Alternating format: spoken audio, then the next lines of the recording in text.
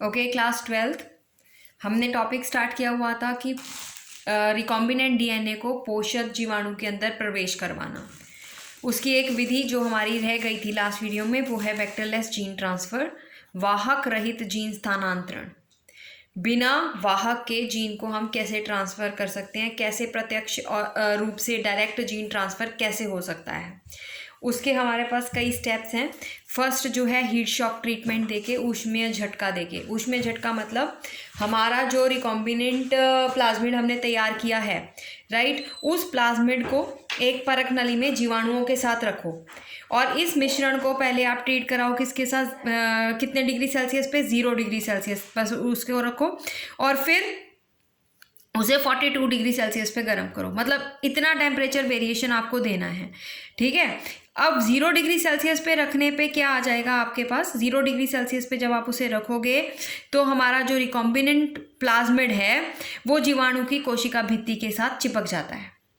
Eight 0 degree Celsius जो recombinant plasmid हमने तैयार किया था वो क्या करेगा, वो जीवाणुओं की कोशिका भित्ति से चिपक जाएगा और फिर उसके बाद जब आप उसको हाई टेम्परेचर ट्रीटमेंट दोगे, कितना, 42 डिग्री सेल्सियस तक, राइट। जब उसे हाई टेम्परेचर ट्रीटमेंट दोगे तो इस हीट शॉक की वजह से, इस ऊष्मीय झटके की वजह से प्लाज्मिड जो है वो जीवाणुओं के अंदर प्रवेश कर जाते हैं, ठीक है। तो प्लाज्मिड्स को हमने जीवाणुओं के अंदर प्रवेश करने वाली विधि जो थी वो स्टार्ट की हुई थी। लास्ट वीडियो में मैंने आपको ट्रांसफॉर्मेशन के थ्रू जो था वो बताया था और अब जो है मैंने आपका स्टार्ट करवाया है वेक्टरलेस जीन ट्रांसफ़र, ठीक है। वेक्टरलेस जीन ट्रांसफ़र मतलब बिना वाहक के हमें डायरेक्ट जीन जो है वो ट्रांसफ़र करनी है। तो इसका एक मेथड है heat shock treatment. Heat shock मतलब पहले तो उसे 0 डिग्री सेल्सियस पे ठंडा कर दिया, उसके बाद 42 डिग्री सेल्सियस पे गर्म किया। ठंडा करने से क्या हुआ, जो हमारे रिकॉम्बिनेंट प्लाज्मिड हैं वो जीवाणु कोशिकाओं के साथ जाके चिपक गए और जब जैसे ही हमने उसे 42 डिग्री सेल्सियस पे गर्म किया तो जो प्लाज्मिड्स थे वो जीवाणु कोशिका के अंदर प्रवेश कर गए। क्यों प्रवेश कर जाते हैं, क्योंकि ये जो हीट ट्रीटमेंट है, अचानक से ज़्यादा हीट मिल जाना, ये कोशिका झिल्ली के छिद्रों को बढ़ा देता है, ओके। तो हीट ट्रीटमेंट जो है वो कोशिका झिल्ली के छिद्रों को बढ़ा देता है। नेक्स्ट हमारा है इलेक्ट्रोपोरेशन। इलेक्ट्रोपोरेशन मतलब होता है हाई वोल्टेज देना। हाई वोल्टेज जब आप उसमें से प्रवेश करवाओगे तो हमारी जो कोशिका भित्ति है वो अस्थायी रूप से टूट फूट जाती है। किसकी कोशिका भित्ति, जीवाणुओं की कोशिका भित्ति, राइट, अस्थायी रूप से टूट फूट जाती है, जिसके फलस्वरूप क्या होता है, वाहक कोशिका में प्रवेश करने में सक्षम हो जाते हैं। कौन से वाहक, प्लाज्मिड, ठीक है। हमने वाहक के तौर पे क्या यूज़ किया था, प्लाज्मिड यूज़ किए थे और वो प्लाज्मिड के अंदर क्या है, हमारा वांछित जीन। वो जो प्लाज्मिड है वो नॉर्मल प्लाज्मिड नहीं लिया हुआ हमने उस प्लाज्मिड के अंदर अपना वांछित जीन रखा है। तो वो जो रिकॉम्बिनेंट प्लाज्मिड है वो एंटर कर जाएगा कोशिका भित्ति के थ्रू चीरता हुआ। क्यों, क्योंकि हमने उसको ट्रीट किया, हाई वोल्टेज दी। जब उच्च वोल्टेज की विद्युत धारा प्रवाह से कोशिका की भित्ति जो है वो अस्थायी रूप से टूट फूट गई और वाहक जो है उसमें प्रवेश कर गया। थर्ड जो है हमारे पास डायरेक्ट जीन ट्रांसफ़र जो है उसका मेथड है बायोलिस्टिक मेथड। इसको हम जीन गन मेथड भी कहते हैं, इट इज़ इम्पॉर्टेंट। इसके ऊपर आपको 2 मार्क्स का शॉर्ट नोट आ सकता है पेपर में, राइट। बायोलिस्टिक या जीन गन मेथड क्या है, इसमें हमने जो जीन स्थानांतरण है कैसे करेंगे हम, इसमें बमबारी करेंगे। किसकी बमबारी करते हैं, डीएनए कोटेड गोल्ड और टंगस्टन के पार्टिकल्स लेते हैं, राइट। या तो हम गोल्ड के पार्टिकल लेते हैं, राइट, या फिर हम टंगस्टन, ये क्या है, एलिमेंट्स हैं, तत्व हैं। स्वर्ण मुद्रा कण या गोल्ड के पार्टिकल्स या फिर टंगस्टन के पार्टिकल्स लेंगे जिस पे हमने डीएनए को क्या किया हुआ है, कोट किया हुआ है। तो डीएनए कोटेड ये वाले पार्टिकल्स लेंगे और हम इन पार्टिकल्स को हाई स्पीड के साथ, ये स्पीड आपकी ना यहाँ पे मेंशन नहीं है आपकी बुक में, ये स्पीड होती है 1400 फीट पर सेकेंड की स्पीड के साथ। यहाँ पे देखिए फीट एक अलग से यूनिट है, अदरवाइज हमारे पास स्पीड की जो यूनिट होती है वो फीट नहीं होती है ना।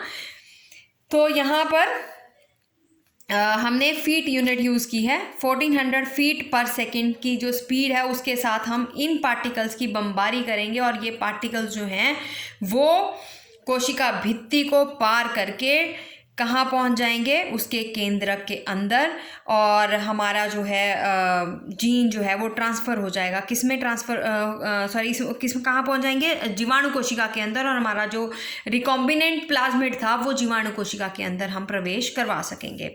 अगर ये स्पीड कम होगी तो वो कोशिका भित्ति को चीरने में सक्षम नहीं होगा। अगर ज़्यादा होगी तो हो सकता है कि वो पूरी की पूरी कोशिका को ही पार करके आगे निकल जाए। तो ये एक ऑप्टिमम स्पीड के साथ हम टंगस्टन और गोल्ड के डीएनए कोटेड पार्टिकल्स जो हैं उनकी बमबारी करवाते हैं। ठीक है, इसे हम जीन गन और बायोलिस्टिक मेथड बोलते हैं। और फोर्थ मेथड जो है हमारे पास आपको है माइक्रो इंजेक्शंस, राइट, सूक्ष्म अंतःक्षेपण।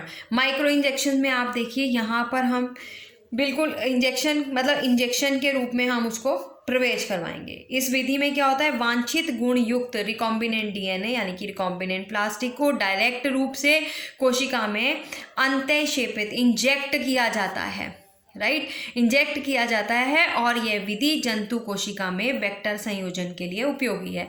जीन गन मेथड जो है वो यूज़ होता था प्लांट सेल के लिए, क्योंकि प्लांट सेल के बाहर क्या थी, कोशिका भित्ति होती है। और ये जो इंजेक्शन है ये जंतु कोशिका में वेक्टर संयोजन के लिए उपयोगी है।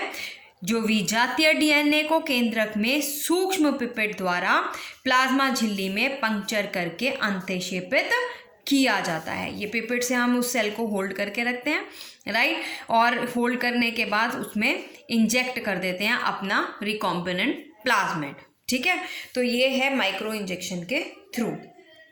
तो ये है कि वाहक रहित जीन ट्रांसफ़र, जीन स्थानांतरण कैसे होता है। जो हमने रिकॉम्बिनेंट प्लाज्मिड बनाया है उसको हम किस तरह से अंदर एंटर करवा सकते हैं, जीवाणु कोशिका के या फिर प्लांट सेल के या फिर एनिमल सेल के। अगर हमें उसे प्लांट सेल के अंदर ट्रांसफ़र करना है तो हम जीन गन मेथड यूज़ करते हैं, राइट। अगर हमें एनिमल सेल्स के अंदर प्रवेश करवाना है तो हम माइक्रो इंजेक्शंस के थ्रू हम उसको ये वाली विधि के थ्रू, माइक्रो इंजेक्शन के थ्रू हम उसको अंदर ट्रांसफ़र कर सकते हैं। अब हमारे पास जो लास्ट रहता है वो है last topic, last step, cloning of recombinant DNA molecules. अब ये जो हमारा